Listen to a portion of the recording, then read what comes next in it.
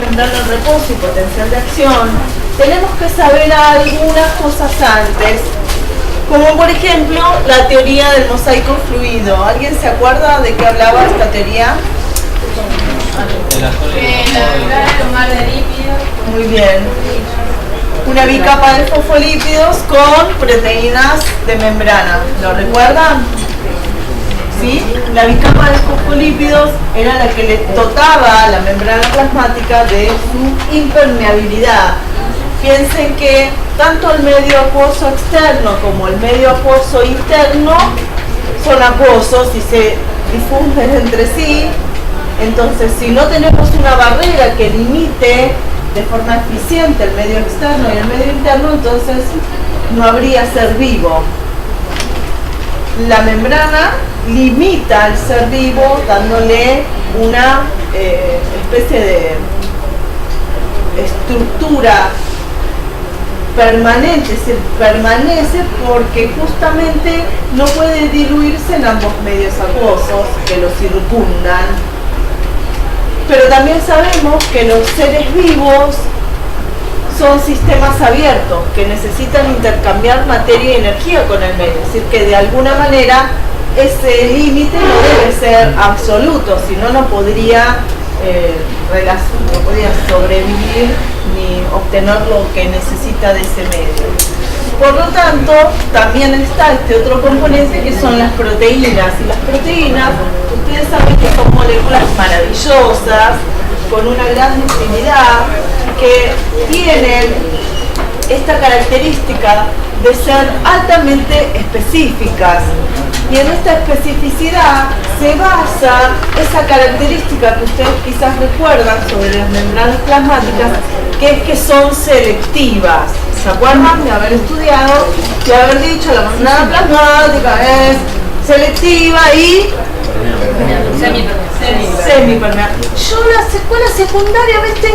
Te deja poco, pero algunas cosas se las acuerdan, y que la membrana es selectiva y semipermeable, no sé por qué, pero te lo acuerdan todo. ¿No? ¿O no? Total selectiva. ¿Por qué es selectiva? Porque las proteínas permiten el pasaje de un tipo de molécula en particular y no otro, solo ese, porque son altamente específicas. ¿Pero por qué es semipermeable? Y bueno, cuando yo estudiaba, decía, no entiendo. Yo me preguntaba muchas cosas, no sé por qué. Entonces, ¿cómo algo puede ser semipermeable? O es permeable o es impermeable. No me sirve un piloto que me lo pongo y la mitad del cuerpo la tengo mojada y la mitad del cuerpo la tengo seca. O es permeable o es impermeable. Un día me compré un tapadito. Ay, tenía unos botones grises, un lacito, me quedaba impecable.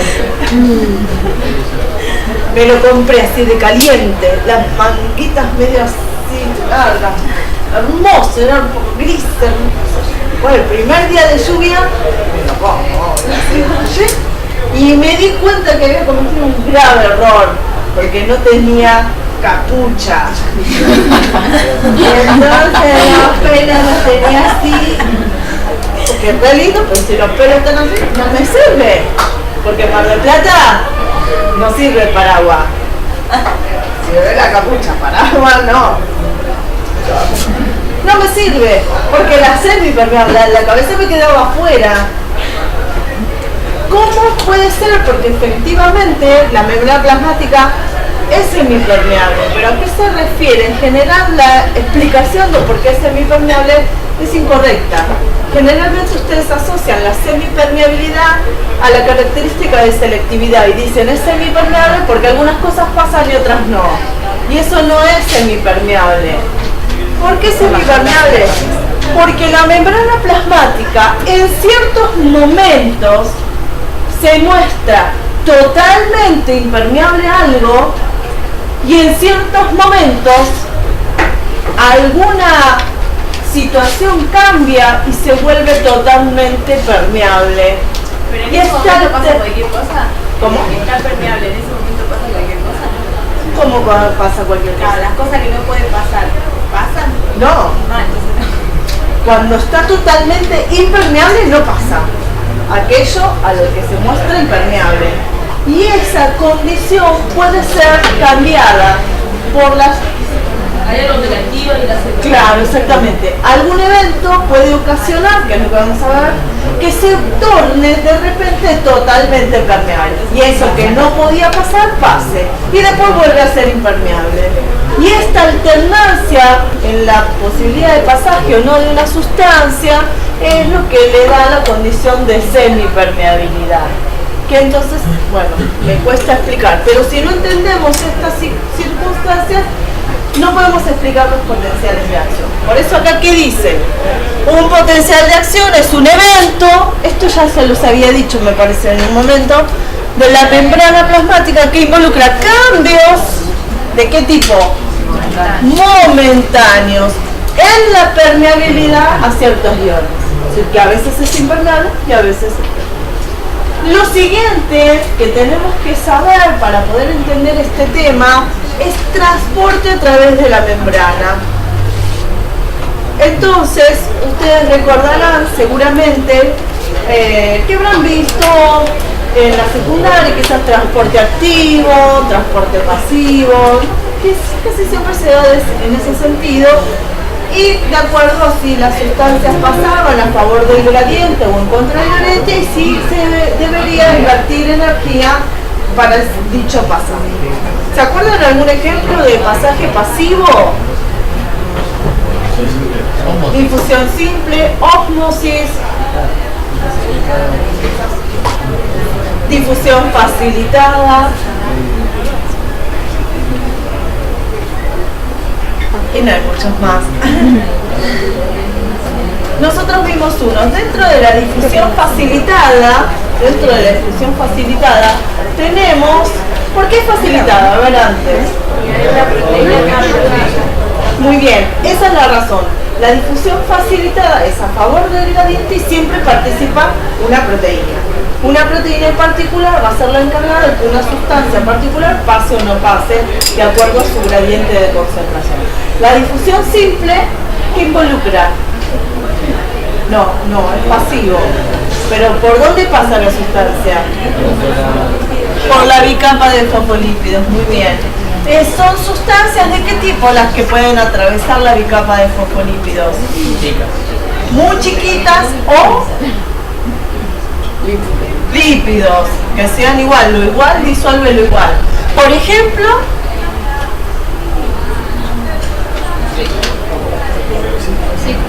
el oxígeno, porque es muy pequeña, y un lípido que puede atravesar ¿El colesterol?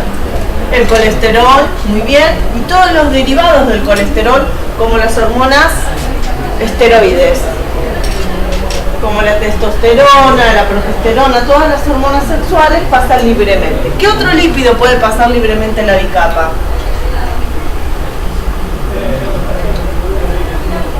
Que es un nutriente.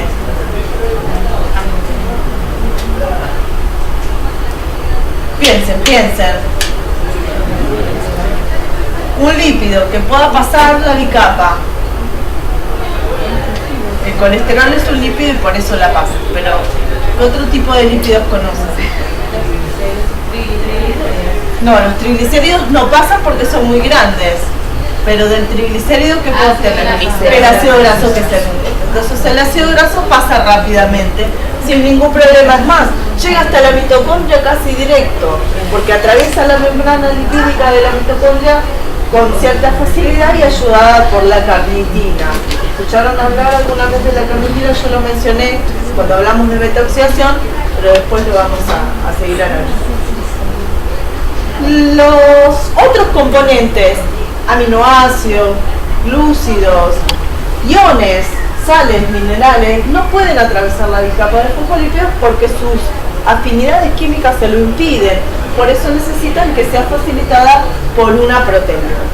Cuando ustedes vieron, seguramente, clasificación de transporte facilitado, seguramente vieron que había canales. Dentro de los canales podíamos tener las aquaporinas, por ejemplo, canales fuga, Y vimos canales iónicos regulados. Obviamente, los canales iónicos regulados lo que transportan son iones. Está claro eso, ¿no? ¿Se acuerdan lo que es un ion? Una molécula que tiene ¿qué? Carga, ¿está bien? Es un catión si tiene carga positiva y es un anión si tiene carga negativa. Otra forma de transporte que nosotros también vimos son los carriers. ¿Se acuerdan de los carriers? Nosotros vimos un carrier. ¿Cuándo?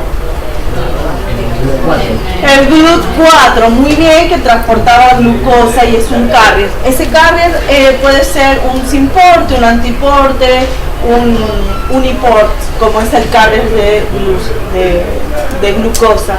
Hay carriers sin portes de glucosa que transportan glucosa cuando hay sodio. ¿Se acuerdan? Bueno, después lo vamos a ver. Y hay otras formas de transporte, que es el transporte activo. ¿A cargo de quién estaba el transporte activo? De las bombas. Y acá, por ejemplo, acabamos de mencionar una, que es la bomba, sodio, potasio, ATPasa. Las bombas también son proteínas, también transportan, pero tienen la característica de que ese transporte sea en contra del gradiente de concentración. Por lo tanto, requieren aportar energía para eso. Si yo tuviera un vaso de agua acá en mi mano y hiciera esto, ¿qué probabilidades hay de que el agua caiga para arriba? Ninguna. Espontáneamente, lo que va a ocurrir con mayor probabilidad es que el agua caiga hacia el piso. ¿Por qué? ¿Cuál es la diferencia? ¿En qué gradiente hay diferencia acá? ¿Cuál es el gradiente? Tengo el vaso acá hay mucha agua y allá. Sí, pero ¿cuál es el gradiente? ¿Qué lo causa? La gravedad es un gradiente gravitacional. La altura que tiene el agua acá hace que por gravedad caiga. Ahora, ¿yo puedo llevar agua arriba? Sí. ¿Pero qué tengo que hacer? Bombearla. De alguna forma, o tengo que llevar un baldecito y llevarlo hasta arriba, o tengo que poner un aparato que consuma energía para hacer ese trabajo e ir en contra de la gravedad. ¿Se entiende? Entonces, siempre que quiero hacer un pasaje en contra del gradiente de concentración, entonces voy a tener que realizar un trabajo. Es como esto. Y si yo hago así, ¿qué probabilidades hay de que todas esas moléculas vuelvan al frasco? Ninguna. Y ahora, ella ya estará oliendo el perfume y todavía ya en el fondo no. Y en algún ratito va a decir, oh, me llegó. Como pasa con otros gases. ¿Sí? ¿Por qué? Porque esas moléculas están chocando y cada vez esos chocos hacen que se dispersen por todo el volumen del lugar en donde estén, porque son moléculas de gases. Y en los líquidos pasa lo mismo entre las moléculas del disolvente y las moléculas del soluto. Las moléculas chocan y se mueven y entonces van, digamos, dispersándose a favor del gradiente. Cuando yo tengo un canal, es decir, una puerta que conecta ambos espacios acuosos, las moléculas que chocan van a ir entrando y saliendo por el mismo canal, pero la velocidad de ingreso, si es que allá hay más y acá hay menos, supera a la velocidad de egreso. ¿Hasta cuándo? Hasta que las que entran y las que salen sean las mismas, a la misma velocidad. Y entonces se alcanza el equilibrio que se alcanza en los procesos de transporte pasivos, como son de este tipo. ¿Hasta acá se entiende? Ahora, yo dije que estos canales iónicos se llamaban regulados. ¿Por qué se llamarán regulados? ¿Qué es lo que se regula? Llegó la velocidad. ¿Por qué se llamarán canales iónicos regulados? ¿Tiene que ver con el pH? No. ¿Tiene que regular las cargas?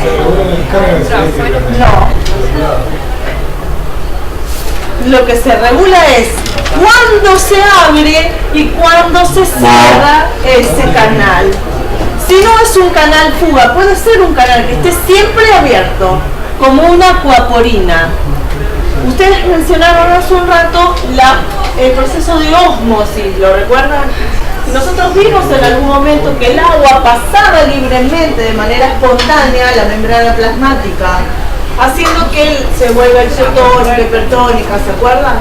Pero el agua no pasa por la bicapa de fosfolípidos, no puede atravesarla porque es agua.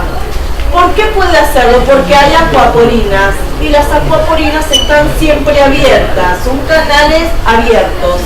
Como los canales fuga están siempre abiertos, pero hay otro tipo de proteínas que son canales pero regulados. ¿Eso qué significa?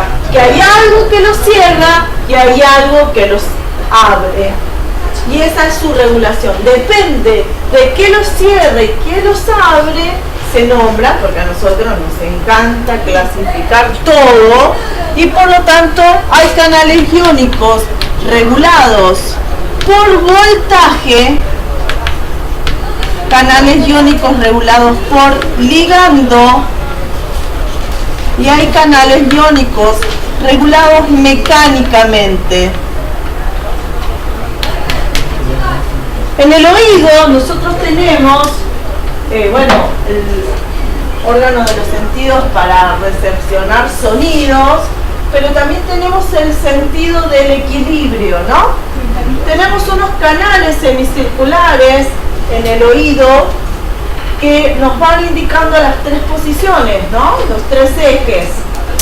Y en esos canales semicirculares hay un líquido que fluye, que es como linfa, y hay unas bolitas, unas piedritas que se llaman otolitos, que están posicionadas en esos canales. Cuando yo cambio de posición, me acuesto o me pongo de cabeza, esas piedritas chocan con las paredes de esos conductos donde hay células sensitivas de ese sentido, de ese órgano de los sentidos. Y cuando la bolita, choca contra las membranas de este epitelio sensitivo, va generando la apertura de canales y la generación de potenciales de acción que van a marcar en mi cerebro en qué posición relativa está mi cuerpo, aun cuando yo tenga los ojos cerrados, por esa posibilidad de movimiento. Ese es un ejemplo de un canal iónico regulado mecánicamente. ¿Se entiende?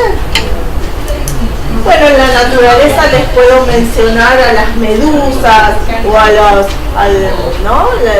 que te pican así a la playa, si vos los tenés que tocar, vos tenés que tocarle los tentáculos y entonces ese roce, ese contacto directo, mecánico, hace que dispare ese dardito que tiene en sus neumocitos y que inyecte su toxina y te arda. Pero si vos le tocas la parte de arriba, ¿vieron Nemo? Sí.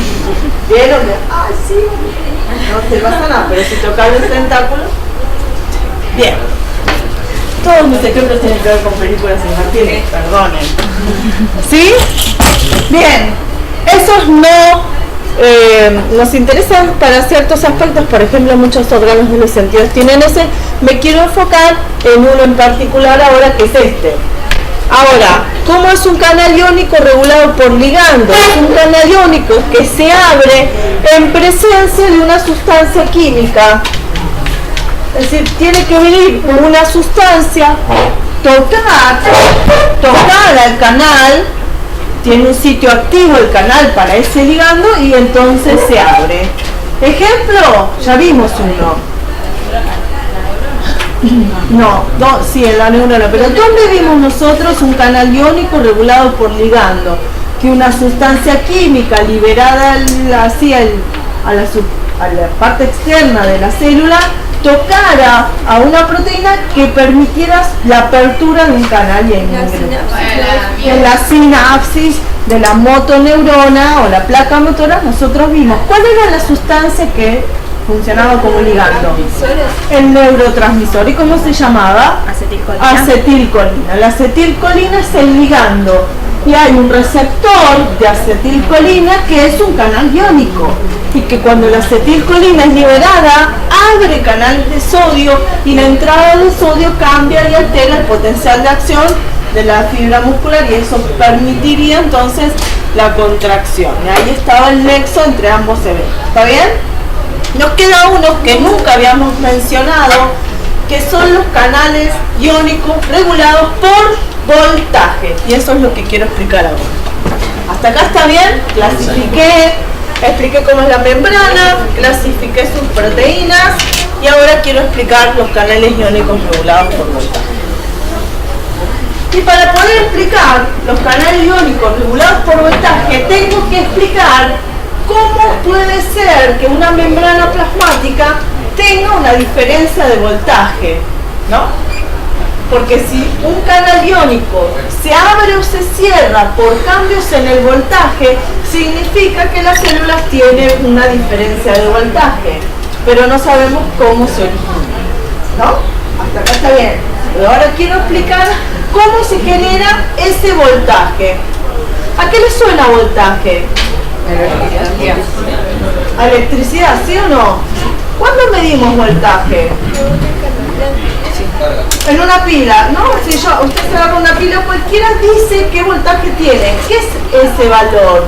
Es la diferencia que hay entre un polo y otro. O sea, cuando yo cierro el circuito, cuánta energía o cuántos electrones mueven de un lado al otro de esa pila, de un polo al otro. Me da la cantidad de voltaje que tiene y entonces voy a poder saber qué aparatos o qué puedo interponer en ese circuito para que funcione, ¿no?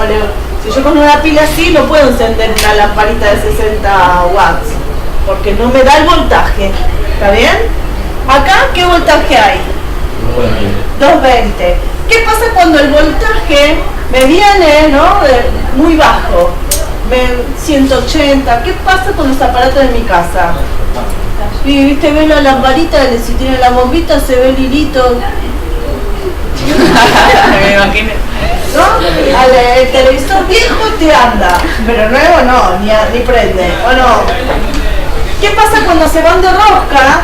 Que aparecen las tormentas fáciles, te mandan un voltaje mayor. Si tenés térmica, salta la térmica y si no se te funden todos los aparatos porque pasa demasiada electricidad por unidad de tiempo, ¿sí?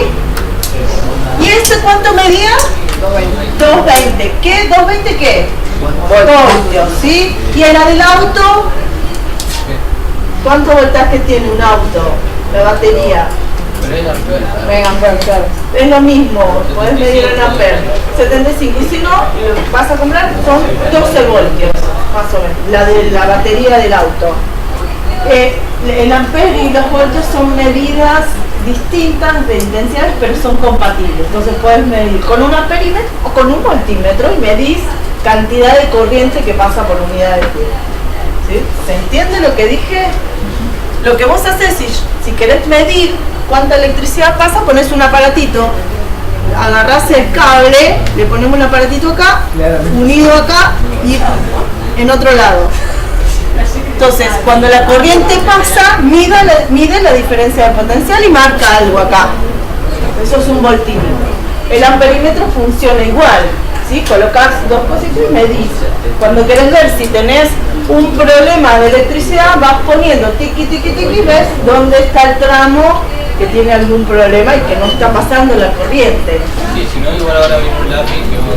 También, que vas marcando. Y prende la luz, si no se prende... No hay corriente. Pero eso es para ver si hay corriente o no. Si cuánta corriente hay, necesitas un voltímetro. ¿Sí? Bien, ¿se entendió hasta acá? Para yo poder explicar, fíjense que para poder explicar, tengo que explicar muchas otras cosas. Para poder explicar cómo se generó este voltaje, tengo que presentarles, alumnos de segundo año, bomba sodio-potasio ATPasa. La bomba sodio-potasio ATPasa, ¿la han escuchado alguna vez? ¿No mencionada? ¿No? Nosotros ya vimos bombas. ¿Cuándo vimos una bomba? En la cadena de transporte de electrones. ¿Se acuerdan? ¿Qué bombeaban esas bombas? Los electrones. No. Hidrógenos, muy bien. ¿Vieron cómo se acuerdan todo? Bombeaban hidrógenos, ¿está bien? Al espacio intermembrana. ¿Y de dónde sacaban la energía? ¿Del ATP? No, los electrones. De la cadena de transporte de electrones, de las reacciones de óxido-reducción. Las reacciones de óxido-reducción eran el motor por el cual esas bombas eran capaces de bombear protones al espacio intermembrana y generar un ¿qué? Un gradiente. Y ese gradiente era aprovechado por el canal iónico del ATP sintetasa. ¿Se acuerdan que era un canal iónico? Que pasaban protones a favor del gradiente y se formaba ATP. ¿Sí? ¿Ves que todo lo mismo? De a poquito vamos viendo todo. Ahora esta es otra bomba.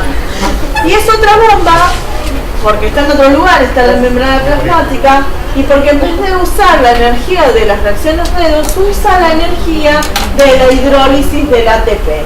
Como otras enzimas, por ejemplo la miosina. La miosina también utiliza como energía la hidrólisis del ATP. Esta también hidroliza ATP y la energía que obtiene le genera cambios conformacionales para permitir el pasaje de dos iones, que son los que dice acá. O sea, bomba porque es una proteína del transporte activo. Sodio y potasio porque esos son los elementos que transporta. Y ATPasa porque esa es la energía que utiliza. Es una enzima de hidrólisis del ATP. Es decir, todo el nombre de la enzima intenta explicarme qué hace y dónde está. Entonces esta es la bomba. La bomba lo que va a hacer es tomar el sodio que hay adentro y sacarlo para afuera. Y toma el potasio que hay afuera, es un antiporte, y lo mete para adentro. ¿Pero por qué es un pasaje activo? ¿Cómo está el sodio afuera y cómo está el sodio adentro? Saca afuera sodio y adentro mete potasio. Ahí va. ¿Y afuera cómo es el sodio? ¿Poco o mucho? Poco. ¿Afuera hay poco sodio? La bomba saca sodio. Afuera, ¿hay poco sodio o mucho sodio? Mucho, porque es en contra del gradiente. Afuera hay mucho y él saca más. ¿Sí? Y adentro hay mucho o poco potasio. Mucho potasio. Mucho potasio. ¿Sí? Ahora, lo que transporta la bomba es un ion. Hasta ahí está claro. Iones, sodio y potasio. Los iones son solutos porque son átomos. Es decir, están disueltos en este medio acuoso, se ocupan un espacio. Son solutos y por lo tanto, cuando la bomba empieza a sacar y a meter, genera gradientes de soluto. A ambos lados de la membrana ese gradiente es distinto. ¿Por qué? Porque saca 3 sodios por cada 2 potasios que entran. Entonces está sacando más soluto del que ingresa. ¿Se entiende? Por cada 2 potasios saca 3 sodios. Ven que acá puse 3 sodios y acá 2 potasios.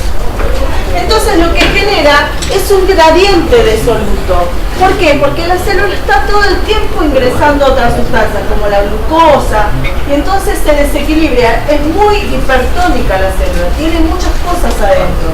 Si yo no empiezo a sacar, no se me genera ese equilibrio de masa. ¿Se acuerdan que habíamos visto que si no el agua entraba y se producía por ósmosis el estallido de las células, o se achicharraba, si se hacía muy hipertónico el ambiente externo?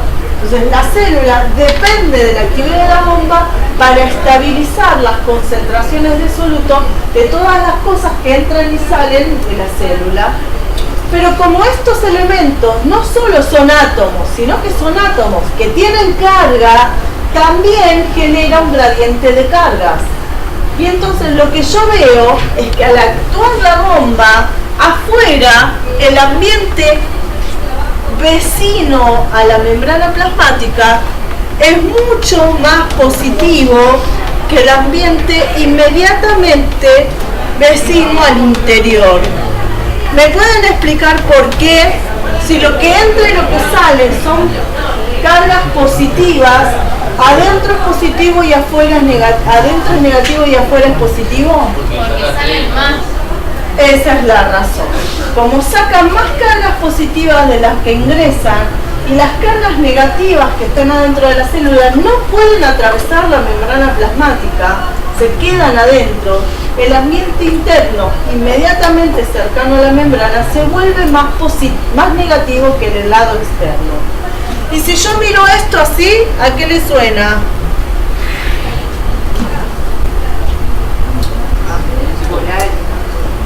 Positivo, negativo, una pila. Parece una pila, ¿no? Y entonces, si esto parece una pila, yo puedo medir su voltaje. Porque hay dos lados en donde hay una diferencia de cargas. Y entonces yo puedo ser capaz de medir ese voltaje. ¿Cómo hago? Bueno, unos investigadores, que son unos genios, que dijeron, a ver, ¿cómo podemos medir? Agarremos un aparatito, le ponemos chiquitolina y lo hacemos muy chiquitito y hacemos lo mismo. Coloco un electrodo en el lado externo de la membrana y coloco otro electrodo adentro de la membrana. Entonces puedo medir la diferencia de voltaje entre el lado externo y el lado interno. A ver qué me mide. Si esto yo lo colocaba acá, medía 220 voltios. Si yo lo ponía en la batería del auto, medía 12 voltios, menor. Si yo lo pongo alrededor de una pila, mide 1,6 voltios. Si yo lo mido acá, ¿cuánto mide? Y mide menos 90 milivoltios. ¡Qué chiquitita! ¿Sí? ¿Sí o no? Mide, hay electricidad, hay actividad eléctrica entre un lado y otro. ¿Debido a qué? A las cargas. Como esto no es un hilo de cobre, esto es un medio acuoso y yo ya les dije que la mejor forma de transportar electrones es a través de iones, ¿lo recuerdan?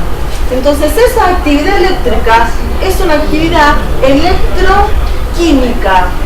No es como la de un metal, porque no somos sólidos, somos acuosos. Y en un medio acuoso, como el agua es muy fácil de conducir la electricidad, también muestra esta actividad eléctrica. Chicos, me dan electroshock para hacerme reanimar el corazón.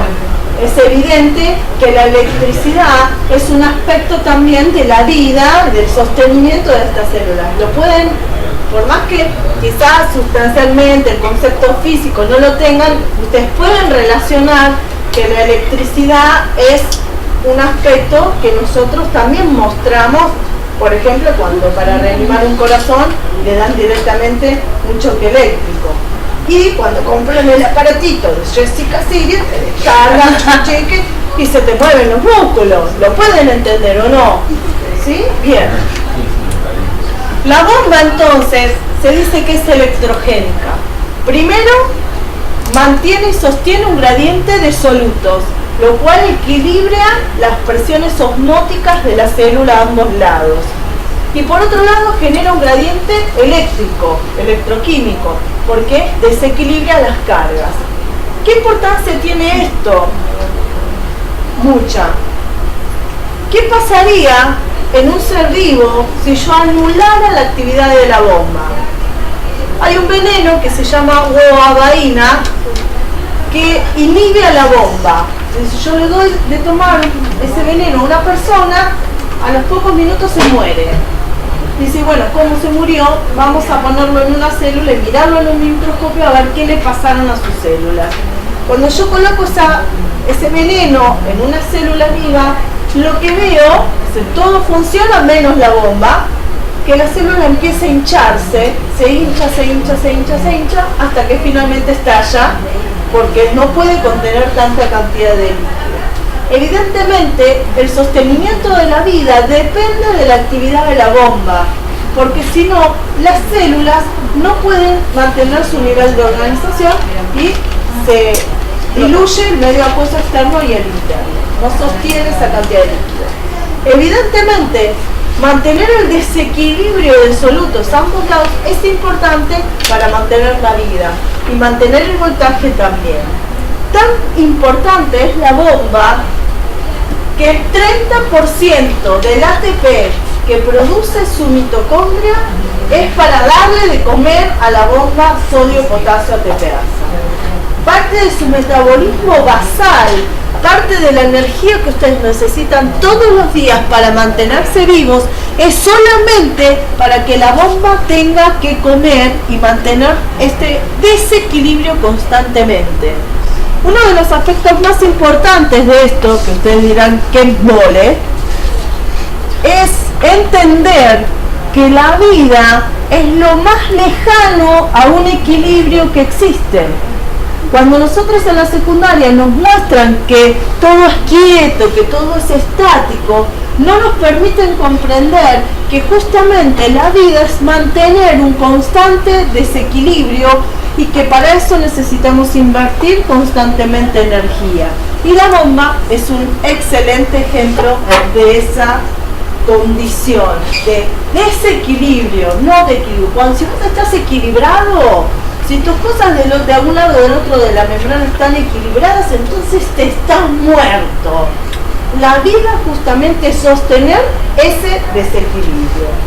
Todas las células, todas, ven que acá dice, todas tienen diferencia de potencial de su membrana en reposo. Es decir, esta célula está vivita nada más, no le está pasando nada. Solo con estar viva todas las células, la del hepatocito, el osteocito, la neurona, la fibra muscular, todas las células tienen potenciales de membrana en reposo. El nombre largo es diferencia de potencial de membrana en reposo. Potencial en reposo le podemos decir para abreviarlo, que está perfecto también. Entonces, si yo midiera la actividad eléctrica, es decir, pongo el aparatito, hago pasar mido la actividad y voy a poner acá un puntito. Al minuto vuelvo a medir, pongo acá un puntito, porque acá me marca menos. El signo menos, por convención, implica que el interior es negativo con respecto al exterior, por eso es menos 90, ¿sí? Es decir, cuando el interior se vuelve cada vez más positivo, se acerca al cero, y si el exterior se vuelve negativo con respecto al interior, entonces se empieza a marcar positivo, ¿está bien? Entonces yo acá, una célula común y corriente, voy a marcar una línea 90 y no pasa nada, así, siempre va a marcar lo mismo. Puede suceder que yo estimule a esta célula, por ejemplo, le pase un choque eléctrico, una picanita, para ver qué pasa, qué onda, la estimulo de alguna manera. Si yo la estimulo a esta célula, lo que voy a ver es una leve onda, es un potencial y nada más. Nunca pasa. ¿Alguna vez voy a ver una gráfica como esta? En una célula que no sea excitable, no. En el hepatocito, por más que yo las amarré, no pasa más que y ya está. ¿Sí? Pero las células excitables que tienen potenciales de acción, cuando son estimuladas de cierta manera, pueden generar este tipo de gráficas. Y yo pongo el aparatito en un axón, estimulo acá, la onda va a viajar y va a hacer que mi gráfica, mi medidor haga la aguja estaba en menos 90, ¿no? Cuando pasa el potencial de acción, veo que la aguja hace traca, traca. Estaba en menos 90, llegó a más 30 y volvió a menos 90. Y eso lo puedo marcar en una gráfica. Entonces, acá fue el instante 1 en donde coloqué el estímulo, mido la electricidad, veo que de menos 90 pasó a menos 70, o sea, se hizo más positivo. Después llegó a 0, es decir, que las cargas de los dos lados estaban iguales. Supera el 0, es decir, que acá el interior, ¿cómo es? Y el exterior, negativo. Y después de repente cae abruptamente nuevamente. Y se vuelve hasta el 0, sobrepasa el 0, me voy incluso un poco más abajo de lo que estaba antes, o sea, se vuelve súper negativo y después se estabiliza hasta nuevamente estar en menos 90 y volver a la tranquilidad. ¿Cuánto tiempo? ¿En cuánto tiempo hizo esto? En milésimas de segundo. Si yo miré la aguja y estaba 90, 90, 90, ¡fum! Fue un toque. Porque ¿cómo es el potencial de acción? Momentáneo. No se quedó en 30, 30, 30, 30. No, hizo. Llegó a 30 y del 30 volvió de vuelta a 90. Es un evento chiquito en el tiempo. Por eso el gráfico se llama en espiga. Porque en un poco corto tiempo la curva se... O sea que en milésimas de segundo disparó el potencial mucho hacia el otro lado, hacia hacerse positivo, ¿se entiende? Y después abruptamente bajó. El potencial es en espiga. ¿Me siguen? Analicemos. En esta situación, ¿qué tiene que estar pasando para que mi curva se haga cada vez más positiva? Entendamos de dónde partimos. Yo tenía, esta es la membrana plasmática, de este lado es el exterior y hay mucho sodio, y de este lado es el lado interno, hay poco sodio y cargas negativas. Acá es negativo, acá positivo. La curva marcaba menos 90. Si ahora la curva empieza a marcar cada vez más positivo, ¿qué tiene que estar pasando para que eso ocurra? Y que cargas positivas estén entrando. Y como están, no podría ser potasio, porque si se abrieran los canales de potasio, entonces el potasio saldría y cada vez sería más negativo el interior. Entonces la única forma es que el interior se vuelva más positivo, es que las cargas de sodio estén entrando y que sean estos los canales de sodio los que se abrieron. ¿Y cómo se abre un canal sodio regulado por voltaje? Por cambios en el voltaje. Entre los menos 90 y menos 70, los canales de sodio suelen estar cerrados. Cuando superamos el menos 70, todos los canales sodio se abren al mismo tiempo. ¿Hasta cuándo? Hasta que llegamos a más 30, es decir, de menos 90 a más 30 están cerrados. Es decir, si supero esto, se cierran, si supero esto, se cierran. Y cuando estoy entre menos 70 y más 30, se abren. ¿Pero por qué se pone? ¿Pero por qué se pone más positivo? Porque si yo, acá tengo cargas negativas. ¿Pero qué hace que pase eso? Que se abra el canal. Y si acá tengo mucho sodio, ¿qué va a tender a hacer el sodio de forma espontánea? Entrar. Entonces, a medida que entra el sodio, cada vez este interior es más positivo. Y mi curva va a ir cada vez más para arriba.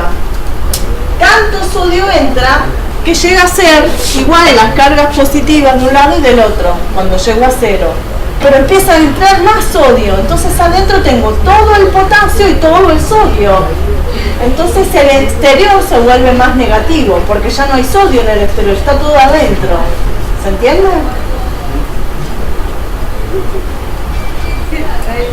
¿Más o menos? ¿Quién no entiende lo que estoy diciendo? Todo. Entonces, ¿cuándo se produce eso, que la bomba sea más allá de que cuando hace No, canal. canal, digo? ¿Por qué se produce Tiene que eso? llegar un estímulo. Eso.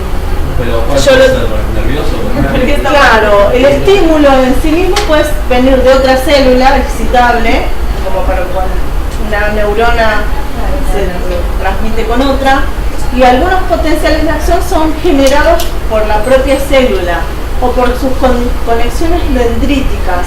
Pero el estímulo también puede ser externo, que yo te aplique, yo quiero experimentar y aplico una picana. Que te miden el circuito nervioso, por ejemplo. Sí. Te mandan un cable y vos sentís el pinchazo y el dedo del pie se Sí, va. claro. Ahí puedes subir. Sí, lo miden y van a tener gráficas como Es esta. totalmente inconsciente, así. Sí, porque el estímulo es externo. Sí. Cualquier cosa puede ser un estímulo, sobre todo en células excitables.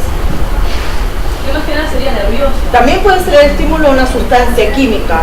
Yo puedo tener un axones para experimentar y colocarle un ácido o algo químico para que reaccione. Si no, puedo aplicarle una pequeña corriente eléctrica. Ese sería el estímulo, porque lo que yo quiero ver es por qué ocurre el potencial de acción. Después, en nuestra vida diaria, bueno, los pensamientos pueden generar potenciales de acción.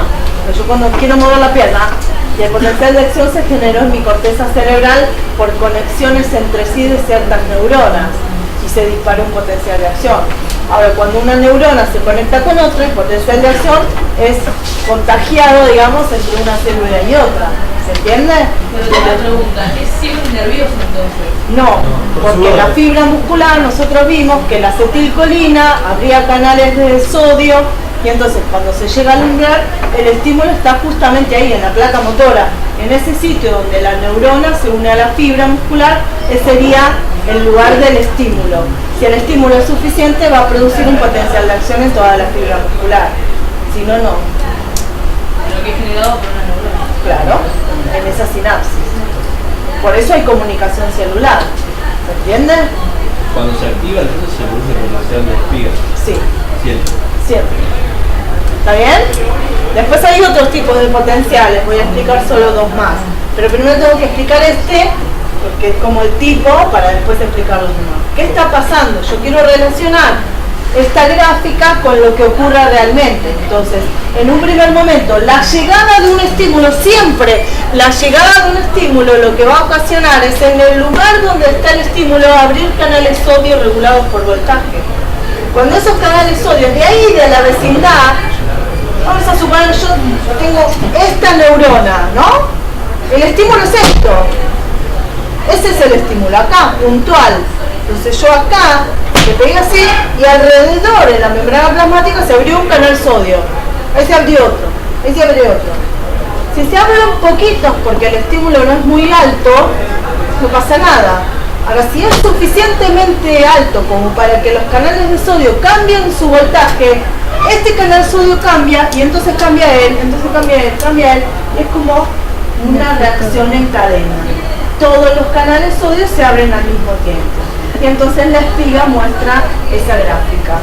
Cuando se abren los canales de sodio, el sodio entra, tanto entra que la curva se va para arriba y adentro tengo todo el sodio y todo el potasio que todavía está dentro. Y por lo tanto, la membrana invierte su polaridad. Por eso esto se llama despolarización. Le cambié la polaridad, era menos 90, ahora es más 30. La despolaricé debido a la apertura de los canales de sodio. Pero ¿qué pasa en ese momento? ¿Por qué no sigue subiendo? Porque se abren los canales de sodio. No. Porque a los 30 se cierran. Muy bien, esa es la razón. A los 30 los canales de sodio se cierran y entonces no sigue entrando sodio. Se volvió nuevamente impermeable al sodio. Ahora tengo todo el sodio adentro y todo el potasio adentro. Pero no pasó esto. No quedó así. Ahora empezó a bajar. ¿Cuál es la razón por la cual ahora que tengo todo el sodio adentro y todo el potasio adentro, de repente la curva volvió a bajar, se está haciendo cada vez más negativo nuevamente el interior? Se abrieron los canales de potasio. Para estabilizar. Porque es la forma. Al abrirse los canales de potasio, el potasio empieza a salir en grandes cantidades y vuelve a retomar su voltaje anterior. Por eso esa parte de la espiga se llama repolarización. Llega un punto incluso que sale más potasio del que debería y entonces hay un pequeño lapso en donde incluso es más negativo de lo que era antes, que se llama periodo de hiperpolarización. Ahora vuelvo a lo mismo, acá en este punto tengo el interior negativo y el exterior positivo, ¿está bien? Pero ¿qué problema tengo? ¿Están iguales? Acá volvió a lo mismo, el voltaje es el mismo, adentro es negativo, fuera es positivo. Pero ¿qué problema tengo? ¿Qué hay afuera y qué hay adentro? Adentro sodio, están al revés. Entonces, ¿quién me puede ayudar a volver a ubicar los iones en su lugar? La bomba sodio-potasio TPase. Acá empieza a actuar la bomba y entonces restituye la ubicación y vuelve el potencial de membrana en reposo. ¿Qué pasaría si yo lo estimulo esta célula acá? Es decir, antes de que termine todo este evento, vuelvo a estimularla. Cuando el sodio está adentro y el potasio está afuera, ¿reacciona? No, no puede reaccionar porque todavía no está en condiciones. Hasta que no vuelva al estado de reposo, no va a poder responder a un nuevo estímulo. Y eso se llama periodo refractario. Por eso cuando yo estimulo mucho una célula queda sensibilizada y por ejemplo en el músculo se producen tetánea, una contracción sostenida. Tengo que darle tiempo al periodo refractario y volver las cosas a su lugar. Ahora, hay un solo punto que no mencioné.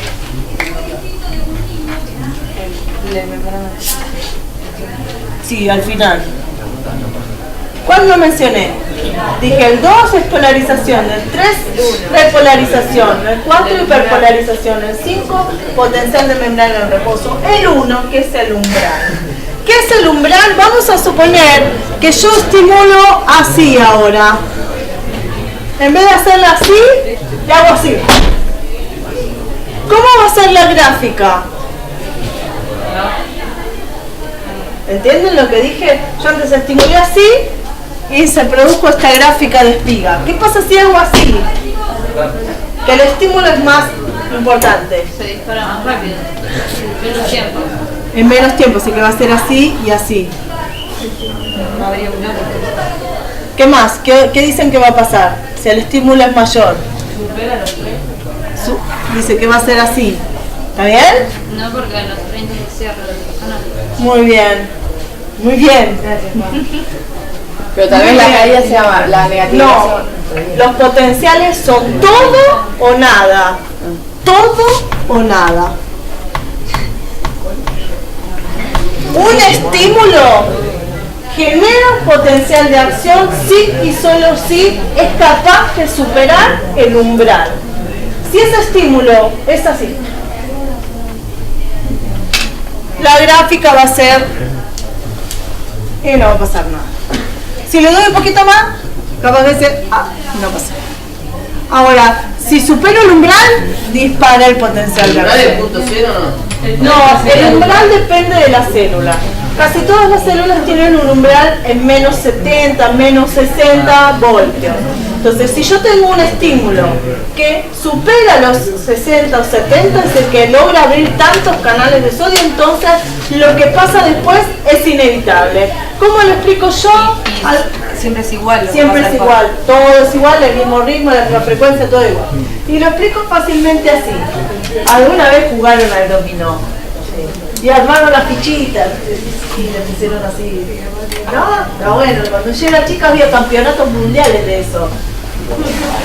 En serio, por la tele lo pasaban y armaban habitaciones llenas sí, los pasaban y yo decía, ¿cuántas veces se le habrá caído armándolo? ¿No? Que pase una y... Imagínense que tienen las fichas, ¿no? Entonces cuando vos tocas la primera ficha, ¿no? Si vos la tocas poquito, la ficha hace como un... ¿Pasó algo? No. Así tocas la ficha con suficiente fuerza como para que caiga la primera, después... ¡Ay, qué linda cosa! ¿Qué pasa si a la primera ficha la agarras y le haces... ¡Ah! ¿Va más rápido? Todo lo demás va a ser igual. Entonces, no importa cuánto más superes o sea más intenso el estímulo, no importa. Lo importante es que llegue a superar el estímulo. Una vez todo lo demás que le diste power, no, lo que produce en consecuencia es lo mismo. Por eso los potenciales de acción son todo o nada. Y por eso existen las sinapsis químicas, para regular los potenciales de acción. Porque nosotros no somos todo o nada. Nosotros hacemos movimientos, ¿no?, distintos. ¿En qué varían? Y bueno, cuántas fibras recluté musculares, cuántas neuronas liberaron acetilcolina, cuánto de esa acetilcolina generó o no umbrales en las fibras musculares. Si no existieran este punto de contacto en donde la liberación del neurotransmisor diera algún tipo de regulación, todas las respuestas nuestras también serían todo o nada. ¿Reacciono? No reacciono. ¿Reacciono? No, yo puedo hacer una gran cantidad de movimientos. Y esa es la ventaja adaptativa de tener sinapsis químicas, en donde uno dice, bueno, pero hay un retardo, pero si la sustancia se formó o no se formó. Bueno, es que justamente es el punto para darle regulación a algo que sería un evento muy entrecortado, si no. ¿Se entiende? ¿Sí? Bien, como ya a esta altura, como me pasó a mí, ya les colapsa total la neurona, les voy a dar así 2 tips para analizar los otros 2 potenciales de acción, que son el potencial marcapaso y el potencial en meseta. Miren acá, ¿se da el 1? Sí. ¿Se da el 2? Sí. ¿Se da el 3? ¿Se da el 4? Sí, no es ese. No ¿Está llega. más abajo? ¿Se da el 5? Acá, este puntito. ¿Está bien? ¿Sí? ¿Qué veo otra diferencia bien entre este potencial y ese? Que se cierra en 20. Es menos positivo. ¿Y qué más? Que tiene un potencial de membrana en reposo mucho más positivo, en menos 70. ¿Sí? Entonces, llegar al umbral es mucho más fácil. Porque si el umbral está en menos 55, menos 60, no es lo mismo partir de 70 para llegar a menos 65 o menos 60 que partir de menos 90 y llegar a ese umbral. Necesito un estímulo mayor, ¿se entiende? ¿Y qué más ven? ¿Qué más ven? ¿Qué entonces no hay acá, que acá sí hay? El reposo es momentáneo, acá llegó el reposo, pero después enseguida se dispara otro potencial de acción. El proceso que habían dicho. El periodo refractario. No hay periodo refractario. Que no necesita la bomba. No. Sí, tiene bombas también, pero hay otras cosas que no le impiden que se mantenga. ¿Qué hay acá para que se produzca un estímulo? Acá no hay estímulo. ¿Ves una flecha que diga estímulo? Entonces no hay estímulo. No hay necesidad. Pero es automático. Porque es automático. Pero el estímulo no es de las células. Estas células son las células del sistema eléctrico del corazón y no necesitan un estímulo, lo generan solo, ellos mismos generan. ¿Por qué lo generan? Porque estas células, les voy a poner acá la palabra clave, canales Fanny. Cuando yo estudié esto, no podía creer la cantidad de canales iónicos que había diferentes. Hay como 180 canales de potasio, 180 canales distintos de sodio. Una familia interminable. Me agarraba la cabeza. Pero había unos que eran los que más fácil me acordaba, que eran los canales Fanny, por el nombre que tienen. Canales Fanny, divertidos, graciosos. Son recopados. Están así, en estas células, solo en estas células del sistema eléctrico del corazón, hay unos canales de sodio que se abren espontáneamente, porque les pinta. Entonces están así, y dicen, y me abro. Entonces cuando me abro, me cierro. Se abro, y entra un poco de sodio, y ahí al lado hay otro, se abre, y ahí entonces se abre uno, se abre otro, llegamos rápido al umbral y el potencial se dispara. Se abren todos los canales de sodio, entra sodio, se despolariza, se repolariza cuando se abren los canales de potasio, llega el potencial de membrana en reposo, estamos todos tranquilos. Ya se abrió. Otro se abrió. Llegamos al umbral, se dispara el potencial de acción, vuelve a pasar todo lo mismo, vuelve al reposo, estamos todos tranquilos, se abre, y ahí se dispara el potencial de acción.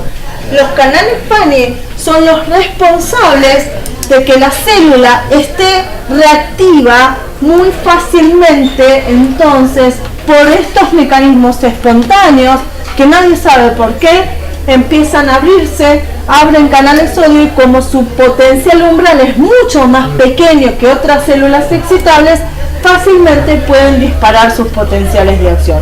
Es tan eficiente este mecanismo que desde la 4ª semana de gestación hasta el día que se mueran, estas células van a generar sus propios potenciales de acción que serán conducidos por el sistema eléctrico del corazón y llegarán finalmente a las células del miocardio que sí serán estimuladas.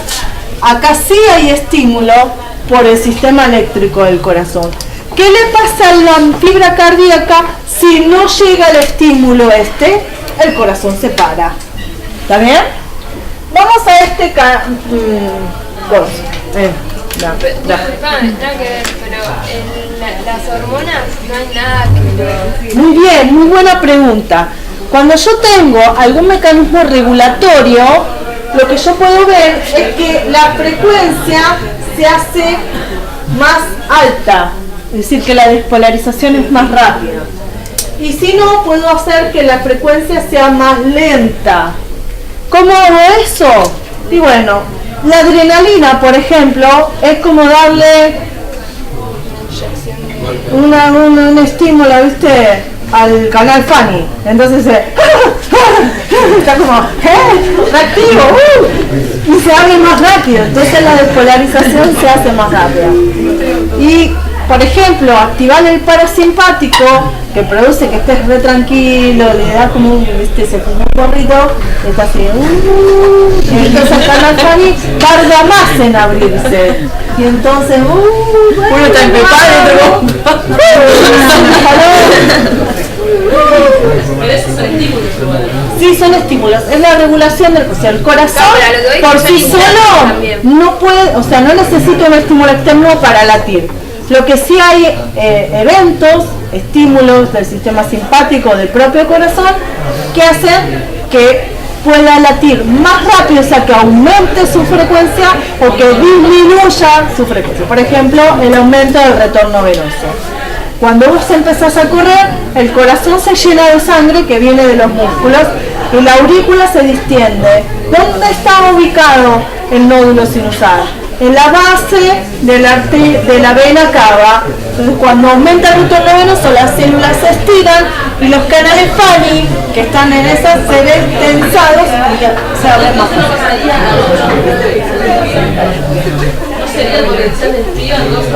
No, siempre es así. Siempre es así. De esta célula marcapaso, ¿no? Bueno, si yo a esto le doy un shock eléctrico, sí, vamos, como que lo encamino, vamos, despiértense, depende de qué es lo que haya pasado, ¿no? Pero puede reactivar la función marcapaso, el shock eléctrico, que le das ¿no? ¿Hay uno? Sí. ¿Hay dos? ¿Hay tres? Hay cuatro, poquito. Hay cinco. ¿Qué cosa tiene esto que no tiene aquello?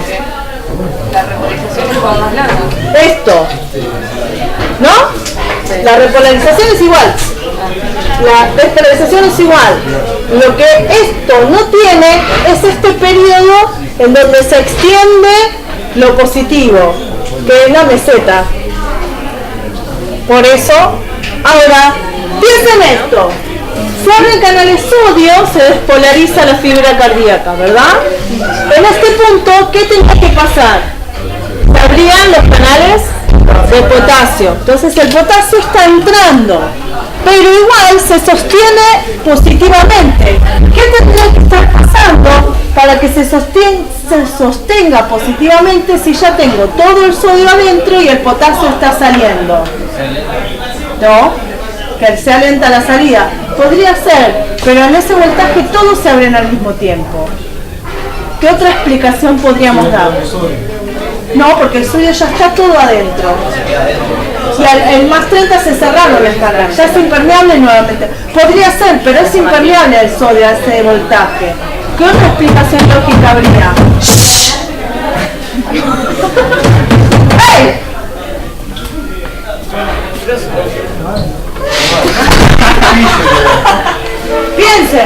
Piensen. Manteniendo el ritmo. ¿Es por algo que ver con la contracción? Sí. Vuelvo a explicar la situación en este punto. Ya entra todo el sodio y los canales sodios a más 30 se cerraron.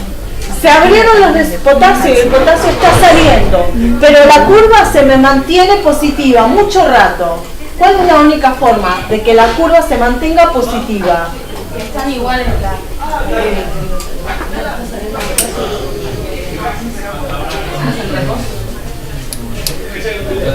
No, si están igual la curva rosa en el tren. Ah, no.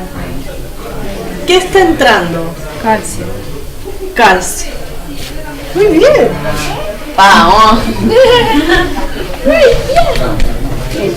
La fibra cardíaca tiene canales de calcio regulados por voltaje, lo que hace que ingrese calcio y entonces se mantenga tanto tiempo positivo el interior. ¿Se entiende?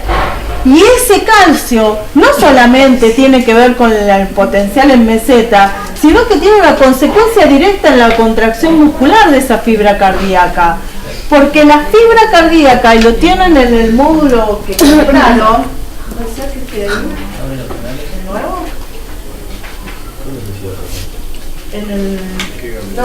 quería ver acá les dejé en la primera parte una imagen de el acoplamiento éxito-contráctil de la fibra cardíaca, que es un poco distinto al de la fibra esquelética. Primero, tiene túbulos T mucho más anchos para que permita la entrada de calcio, porque depende del calcio extracelular. ¿De dónde venía el calcio en la fibra esquelética? Del retículo sarcoplasmático. Y acá se ve que el retículo sarcoplasmático de la fibra cardíaca es muchísimo más pequeño que en la fibra esquelética. Y eso es porque depende. Entonces la llegada del potencial de acción está más directamente asociada a la contracción del corazón. Eso tiene otra consecuencia. Cuando nosotros despolarizamos o repolarizamos y volvemos al reposo, hay todo un periodo en que la fibra muscular cardíaca, hasta que no saque el calcio de su citoplasma, no puede volver a responder a un nuevo estímulo. Eso hace que su periodo refractario sea mucho más extenso y eso asegure que la fibra cardíaca tenga tiempo siempre de relajarse. Estos potenciales en meseta extendidos permiten periodos refractarios largos y hace posible a que el corazón se contraiga y tenga tiempo de relajarse, porque no puede responder a otro estímulo contráctil hasta que no pase toda la depuración del calcio y demás. Si no se relaja el corazón, no se puede llenar de sangre. Por lo tanto, esta ingeniosa forma de regular el automatismo del corazón y la eficiencia en el bombeo están íntimamente relacionadas. Yo sé que este tema es muy complejo, pero realmente es lo que me permite a mí entender cómo puedo yo sacar información acerca de, por ejemplo, un electrocardiograma que muestra en una gráfica la actividad eléctrica de ese corazón. El electrocardiograma tiene la diferencia de que no muestra la actividad de adentro y afuera de la membrana, sino de afuera, porque el electrocardiograma son como dos electrodos colocados afuera, no me meten un electrodo adentro del corazón. Entonces la curva es distinta, pero se llaman potenciales monofásicos, pero sí muestran, ¿no? Y van marcando la actividad eléctrica del corazón. Vieron que el eje eléctrico, el corazón tiene el mismo eje anatómico, entonces te colocan 2 electrodos y van marcando la actividad eléctrica. En este sentido, pueden marcar la actividad eléctrica, por ejemplo, en las aurículas, la actividad eléctrica en el ventrículo, y vieron que cuando le hacen el electrocardiograma van poniendo como una sopapita en distintos lugares y estás conectado, uno no se mueve y el otro lo va colocando el médico de acuerdo a cuál es la derivada que quiere trabajar y analizar. Y eso me va a dar la frecuencia cardíaca, me va a dar el grado de conexión entre los distintos elementos del nodo, de las fibras de las de His, de las fibras del Purkinje y del propio músculo cardíaco. ¿Se entendió? Profe, entonces cuando se va el calcio, ¿el corazón se llena de sangre? Cuando se relaja, entonces ahí las cavidades van a ser llenadas. Si no se relajaron lo suficiente, entonces... Ahora, si no hay suficiente calcio entrante, entonces el corazón no tiene fuerza. Cuando una persona está desnutrida o, por ejemplo, tiene anorexia, donde falla el potasio, el sodio, el calcio, porque hay deficiencia en los minerales, se puede parar el corazón, porque si no hay calcio no hay contracción. Muchos de los medicamentos que toman las personas cardíacas tienen que ver con potenciar los canales de calcio y evitar que el calcio salga, que se mantenga dentro de la fibra cardíaca y eso haga que el corazón tenga más fuerza en la contracción, para evitar la insuficiencia cardíaca. Pero bueno, después, no sé si fueron al Congreso de Transplantología. Potencial de membranal en reposo, responsable de la bomba sodio-potasio. Potencial en espiga, canales de sodio, canales de potasio. Umbral, estímulo, se dispara la espiga, todo o nada. Potencial de marcapaso, no necesita estímulo, y están los canales FANI responsables de esta espontánea llegada al umbral que dispara los potenciales de acción. Y el potencial en meseta, que la meseta es responsable de poseer estas células, canales iónicos regulados por voltaje de calcio, que también están asociados con la contracción y la regulación de la contracción.